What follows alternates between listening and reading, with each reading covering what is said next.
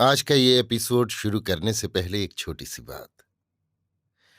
क्या आप भी अपना पॉडकास्ट बनाने की सोच रहे हैं? तो एंकर ट्राई कीजिए। ये पॉडकास्ट बनाने का सबसे आसान तरीका है। नंबर एक, ये फ्री है। नंबर दो, इसमें कई सारे ऐसे टूल्स हैं जो आपको अपने फोन और कंप्यूटर पर रिकॉर्ड और एडिट करने की फैसिलिटी देते हैं। नंबर तीन, आप अपने पॉडकास्ट को डिस्ट्रीब्यूट भी कर सकते हैं, जिससे इसे स्पॉटिफाई और दूसरे प्लेटफॉर्म पर सुना जा सके। तो डाउनलोड कीजिए फ्री एंकर ऐप या विजिट कीजिए anchor.fm पर अपना पॉडकास्ट स्टार्ट करने के लिए। ये तो थी एक छोटी सी जानकारी, और अब शुरू करते हैं एपिसोड का सिलसिला। तो आज के एपिसोड में लीजिए सुनिए मुंशी प्रेमचंद के लिखे उपन्यास प्रेमा के चौथे भाग जवानी की मौत को मेरी यानी समीर गोस्वामी की आवाज में। समय हवा की तरह उड़ता चला जाता है। एक महीना गुजर गया। जाड़े का कूच हुआ और गर्मी की लैंडोरी होलिया पहुंची।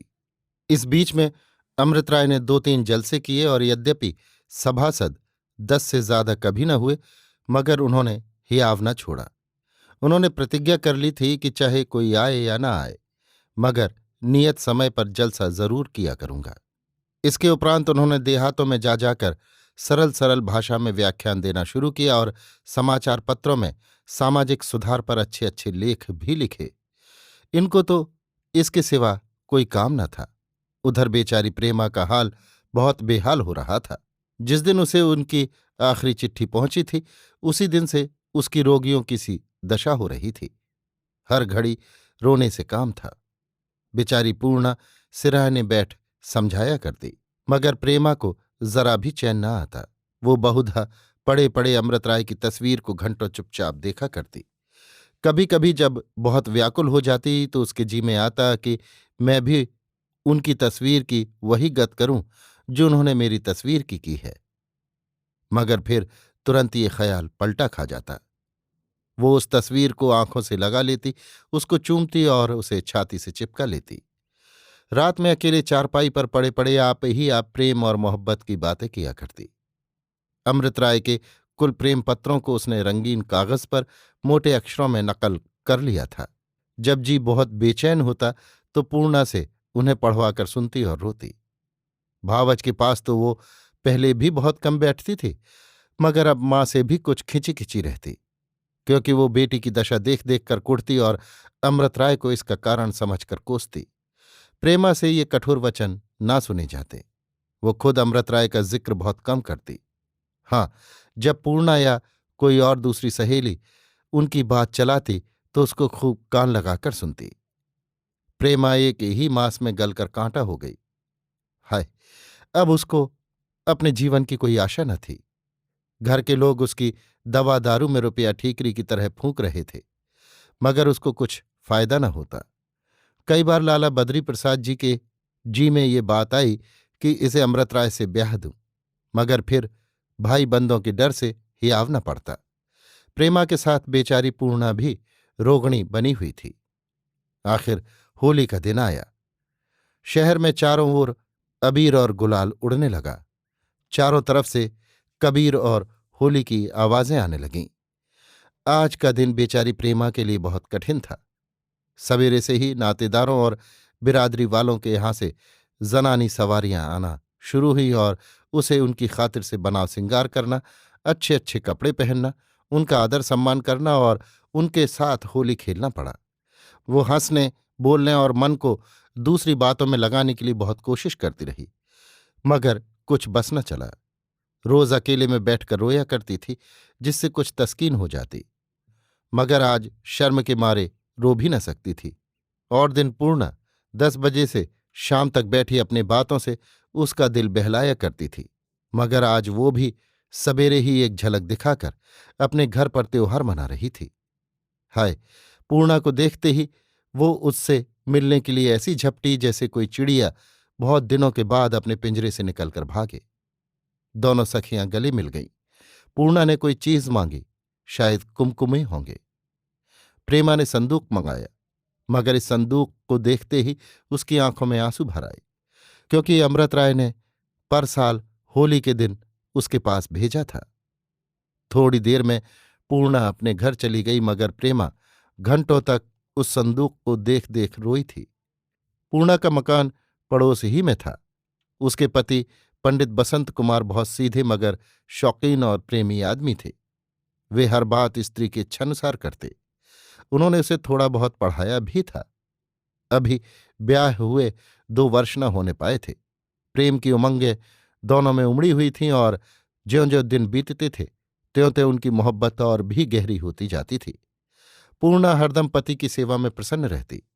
जब वो 10 बजे दिन को दफ्तर जाने लगते तो वो उनके साथ साथ दरवाजे तक आती और जब तक पंडित जी दिखाई देते वो दरवाजे पर खड़ी उनको देखा करती। शाम को जब उनके आने का समय होता तो वो फिर दरवाजे पर आकर राह देखने लगती और ज्यों ही वो आ जाते उनकी छाती से लिपट जाती और अपनी भोली भाली बातों से उनकी दिन भर की थकान धो देती।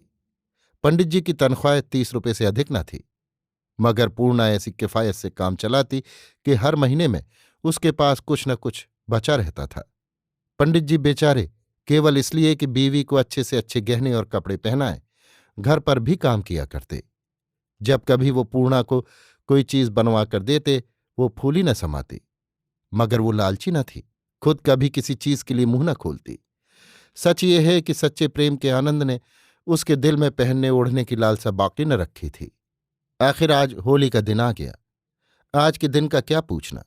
जिसने साल भर चीथड़ों पर काटा हो वो भी आज कहीं न कहीं से उधार ढूंढ कर लाता और खुशी मनाता है। आज लोग लंगोटी में फाग खेलते हैं। आज के दिन रंज करना पाप है। पंडित जी की शादी के बाद ये दूसरी होली पड़ी थी।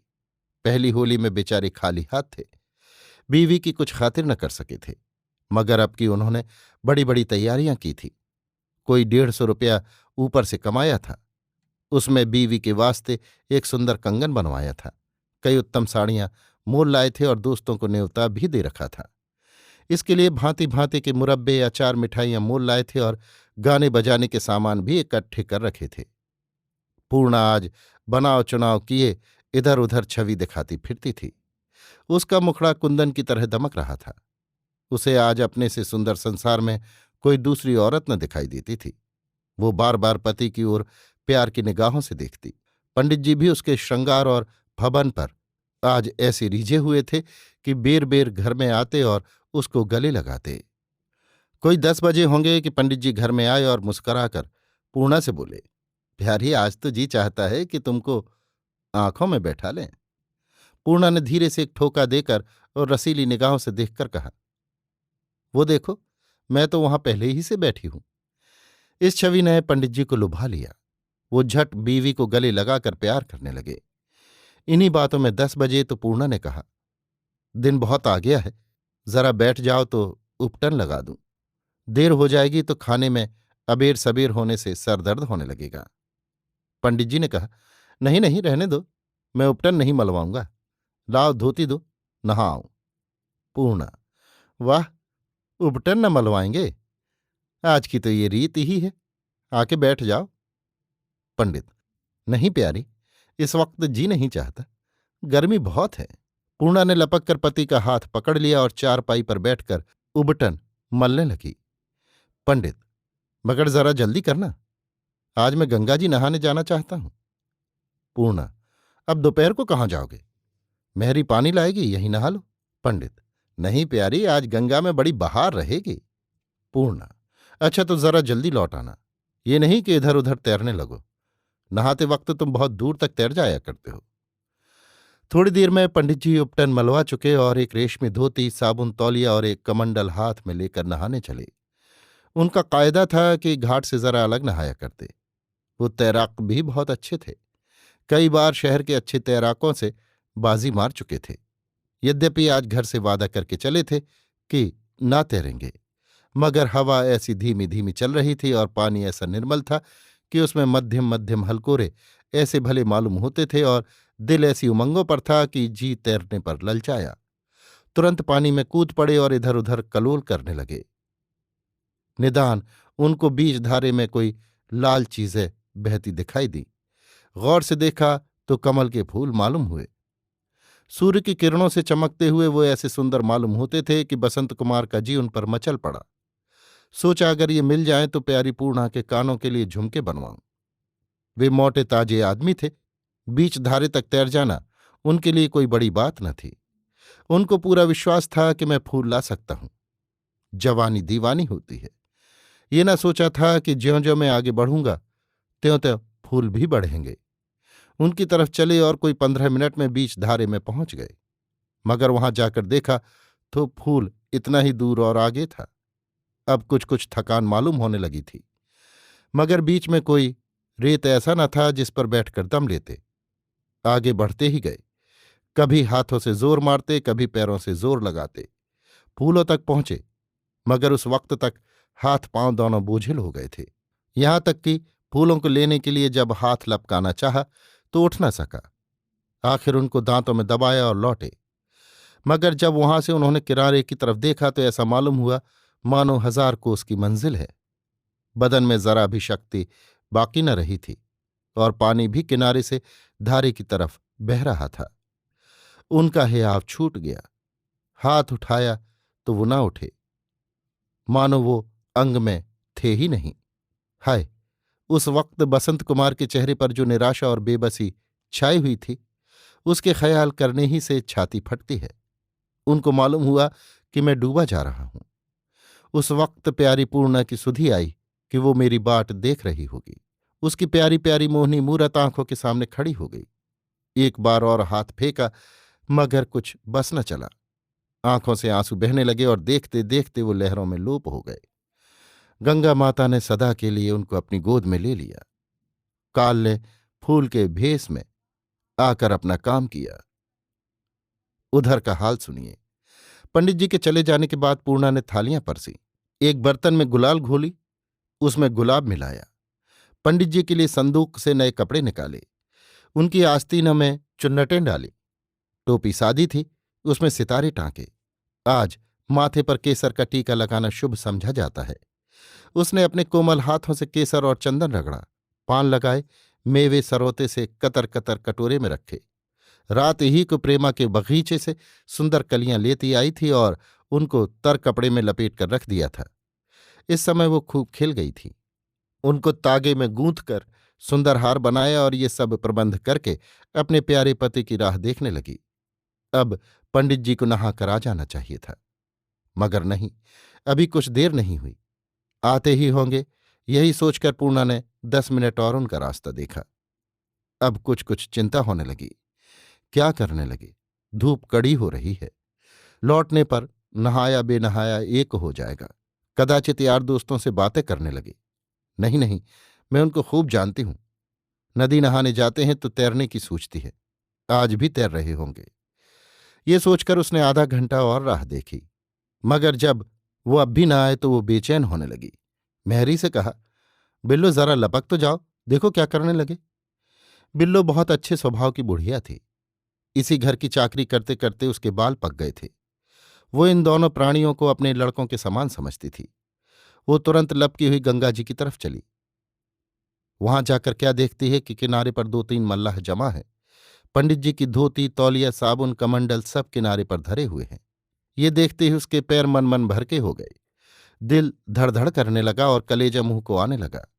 या नारायण, ये क्या गजब हो गया। बदहवास घबराई हुई नजदीक पहुंची तो मल्लाह ने कहा, काहे बिल्लो, तुम्हारे पंडित नहाए आवा रहन। बिल्लो क्या जवाब देती। उसका गला रुंध गया। आंखों से आंसू बहने लगे। सर पीटने लगी। मल्लाह ने समझाया, अब रोए पीटे क्या होता है। उनकी चीज वस्तु ले और घर का जाओ। बेचारे बड़े भले मनई रहन।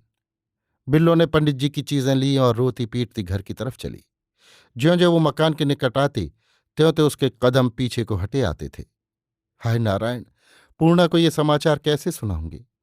वो बेचारी 16 सिंगार किए पति की राह देख रही है। ये खबर सुनकर उसकी क्या गत होगी। इस धक्के से उसकी तो छाती फट जाएगी। इन्हीं विचारों में डूबी हुई बिल्लो ने रोते हुए घर में कदम रखा। तमाम चीजें पटक दी और छाती पर 2 हत्थड़ मार हाय हाय करने लगी। बेचारी पूर्णा इस वक्त आईना देख रही थी। वो इस समय ऐसी मग्न थी और उसका दिल उमंगों और अरमानों से ऐसा भरा हुआ था कि पहले उसको बिल्लों के रोने पीटने का कारण समझ में न आया।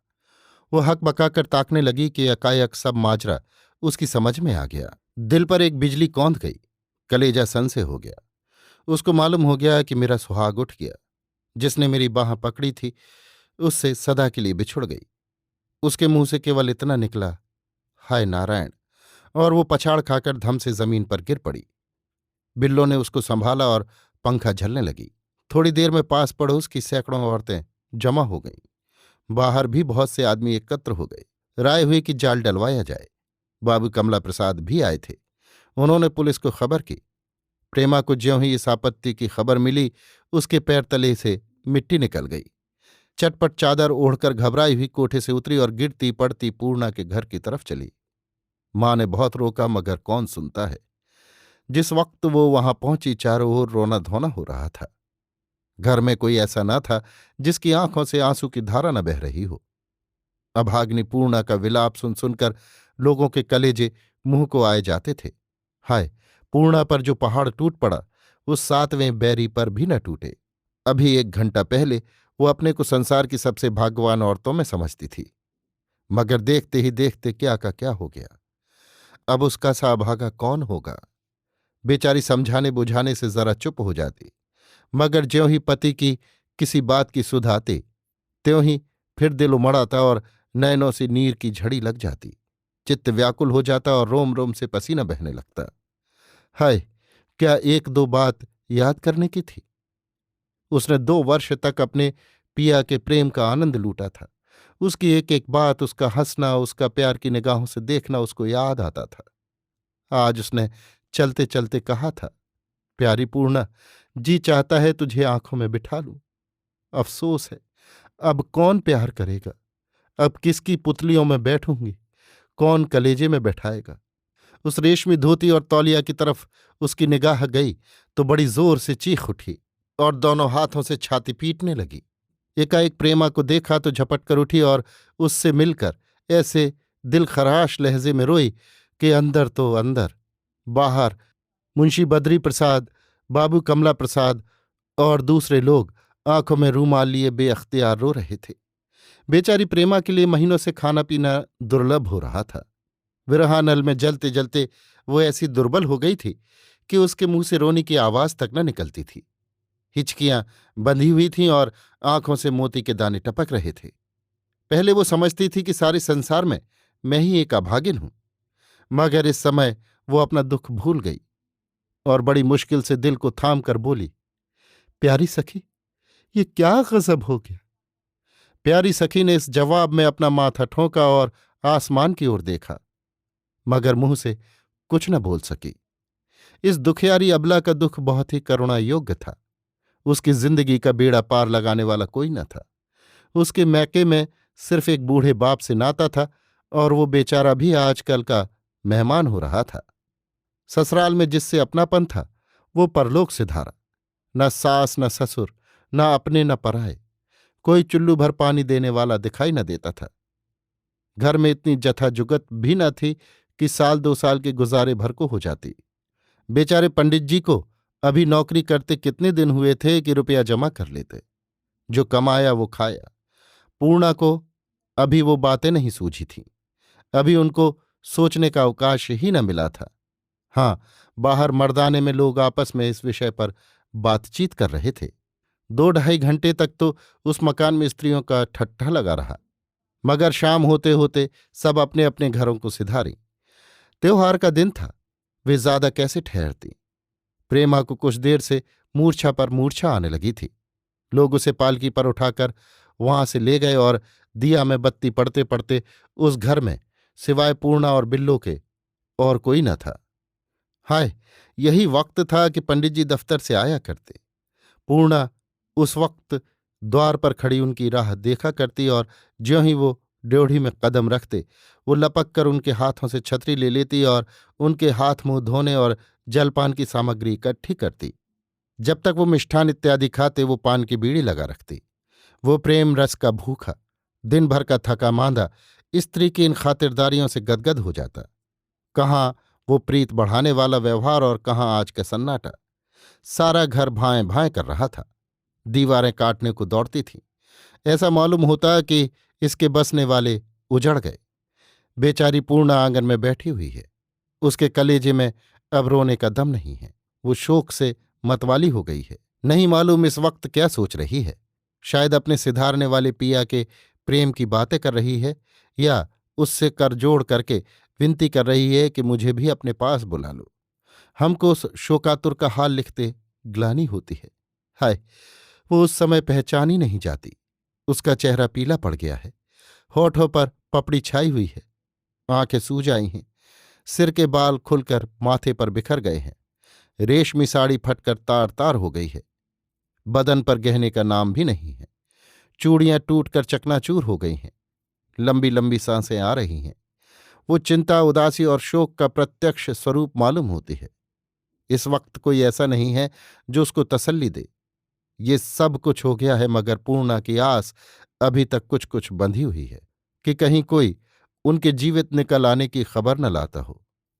सच है, वियोगियों की आस टूट जाने पर भी बंधी रहती है। शाम होते होते इस शोकदायक घटना की खबर सारे शहर में गूंज उठी। जो सुनता सिर धुनता। बाबू अमृत राय हवा खाकर वापस आ रहे थे कि रास्ते में पुलिस के आदमियों को एक लाश के साथ जाते देखा। बहुत से आदमियों की भीड़ लगी हुई थी। पहले तो वो समझे कि कोई खून का मुकदमा होगा, मगर जब दरियाफ्त किया तो सब हाल मालूम हो गया। पंडित जी की इस अचानक मृत्यु पर उनको बहुत रंज हुआ। वो बसंत कुमार को भली भांति जानते थे। उन्हीं की सिफारिश से पंडित जी को दफ्तर में वो जगह मिली थी। बाबू साहब लाश के साथ साथ थाने पहुंचे। डॉक्टर पहले से ही आया हुआ था। जब उसकी जांच के निमित्त लाश खोली गई तो जितने लोग खड़े थे सबके रोंगटे खड़े हो गए और कई आदमियों की आंखों से आंसू निकल आए। लाश फूल गई थी, मगर मुखड़ा ज्यों का त्यों था और कमल के सुंदर फूल होठों के बीच दांतों में दबे हुए थे। हाय, ये वही फूल थे जिन्होंने काल बनकर उसको डसा था। जब लाश की जांच हो चुकी तब अमृत राय ने डॉक्टर साहब से लाश को जलाने की आज्ञा मांगी, जो उनको सहज में मिल गई। इसके बाद वो अपने मकान पर आए, कपड़े बदले और बाइसिकल पर सवार हो पूर्णा के मकान पर पहुंचे। देखा तो चौतरफा सन्नाटा छाया हुआ है। हर तरफ से सियापा बरस रहा है। यही समय पंडित जी के दफ्तर से आने का था। पूर्णा रोज इसी वक्त उनके जूतों की आवाजें सुनने की आदी हो रही थी। इस वक्त ज्यों ही उसने पैरों की चाप सुनी, वो बिजली की तरह दरवाजे पर दौड़ी, मगर ज्यों ही दरवाजे पर आई और अपने पति की जगह बाबू अमृत राय को खड़े पाया तो ठिठक गई। शर्म से सर झुका लिया और निराश होकर उल्टे पांव वापस हुई।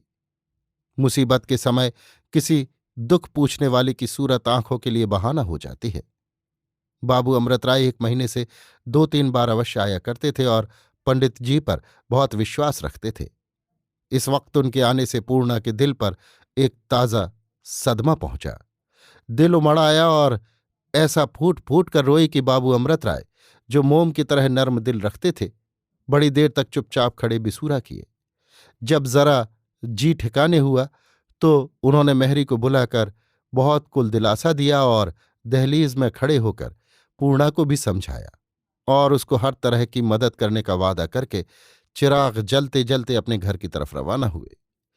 उसी वक्त प्रेमा अपनी मेहताबी पर हवा खाने निकली थी।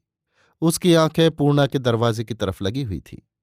निदान उसने किसी को बाइसिकल पर सवार उधर से निकलते देखा।